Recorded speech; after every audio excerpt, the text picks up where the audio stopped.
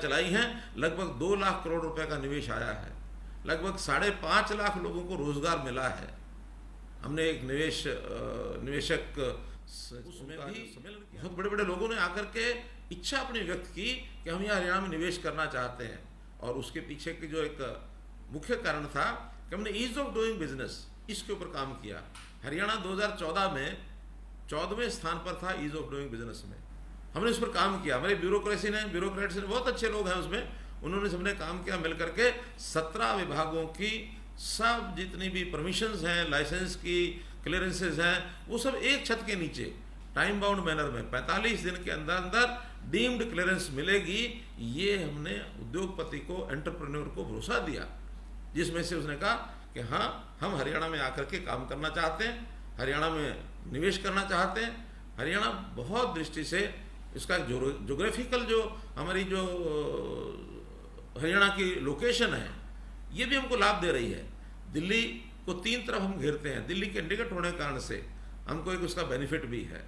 तो इस प्रकार से उद्योग को भी हम आगे बढ़ा रहे हैं, किसान को आगे बढ़ा रहे हैं, युवा को रोजगार के नाते आगे बढ़ा रहे हैं, और स्कीम्स में जिस भी समस्या के हल करने के लिए हमको जो भी ध्यान में आता है उसकी नई नई स्कीमें बना रहे हैं, और इन सबको आईटी प्लेटफॉर्म के साथ जोड़ करके, क्योंकि करप्शन में एक बड़ा फैक्टर होता है ह्यूमन इंटरफेस।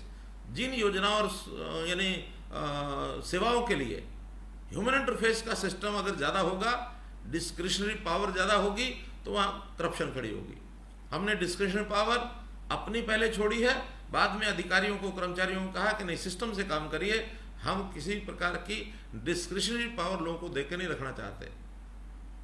हमने यहाँ से शुरू किया कि पहले ये ज़मीनों के CLU दिए जाते थे, ये मुख्यमंत्री के ऑफिस में, हालांकि डिपार्टमेंट का काम होता है, डायरेक्टर टाउन कंट्री प्लानिंग का काम है लाइसेंस देना, CLU देना, लेकिन सिस्टम क्या थे कि इसको फाइल को CM ऑफिस में घुमा करके भेजा जाता था, वहाँ जरूर आती थी।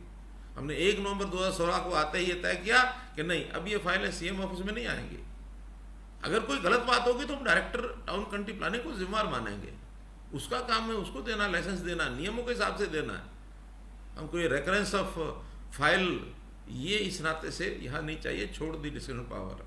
इसके बाद हर वर्ष 2-3 HCS, ये मुख्यमंत्री को एक सरकार के नाते नॉमिनेट करने का अधिकार दिया गया है, एक IAS को नॉमिनेट करने का अधिकार दिया गया है। हमने कहा भी हमको किसको छांटना है, हमको कैसे पता लगेगा कौन योग्य कौन नहीं है।